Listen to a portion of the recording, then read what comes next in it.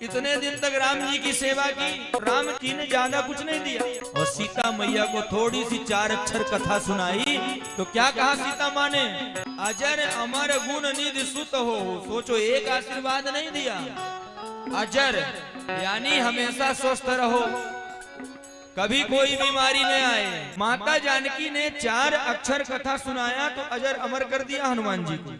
गोस्वामी बाबा ने कहा, माता सीता को प्रणाम करते हुए गोस्वामी बाबा ने उन्हें जगत जननी कहा।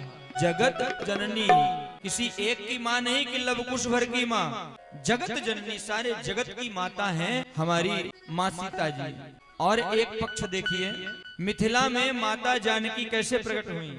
जब अकाल पड़ गया तो अकाल के लिए, पानी वर्षा के लिए विदेह राज जनक जी हल चलाने लगे, उस समय माता प्रकट हुई। और जब हम कर्म रूपी हल को अपने हृदय में श्रद्धा रूपी बुद्धि के साथ और भक्ति रूपी धरती पर जब हम चलाते हैं, तब सीता माँ प्रकट होती है, तब हमारी सभी इच्छाओं की पूर्ति होती है।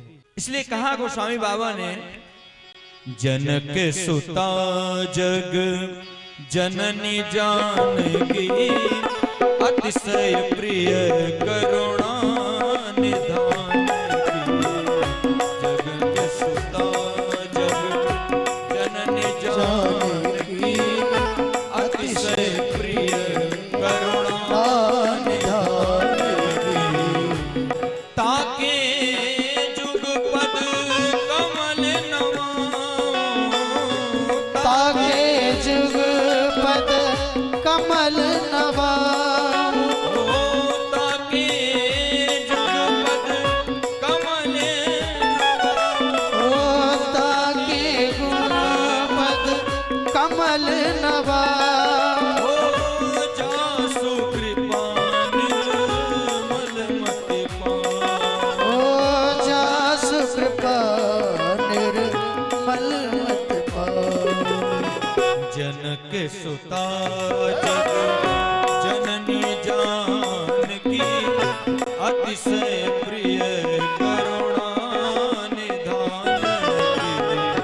जनक सुता जग जननी जानकी, अतिशय प्रिय करुणा निधान की। जनक सुता जग जननी जानकी। ऐसे सुमति जो है, जब हमारी मति जो है स्वच्छ हो जाती है, निर्मल हो जाती है, उसे कहा जाता है सुमति। क्या कहा जाता है? सुमति।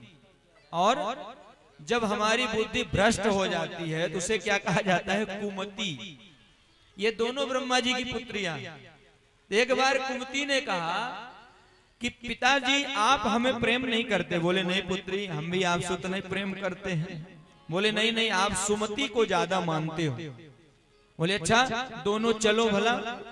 तो पहले कुमति चली, फिर सुमति चली।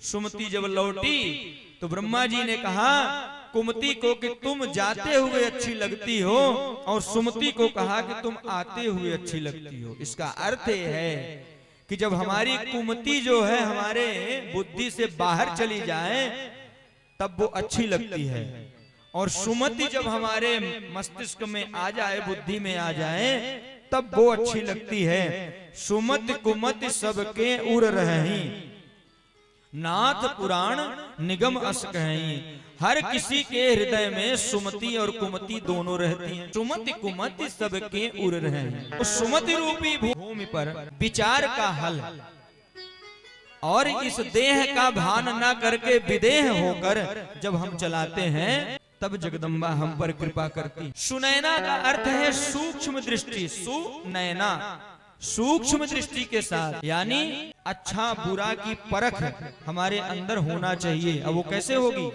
जब हम सत्संग करेंगे और जब हमारे हृदय में भक्ति उत्पन्न होती है तो राम जी तो अनायास ही आ जाएंगे।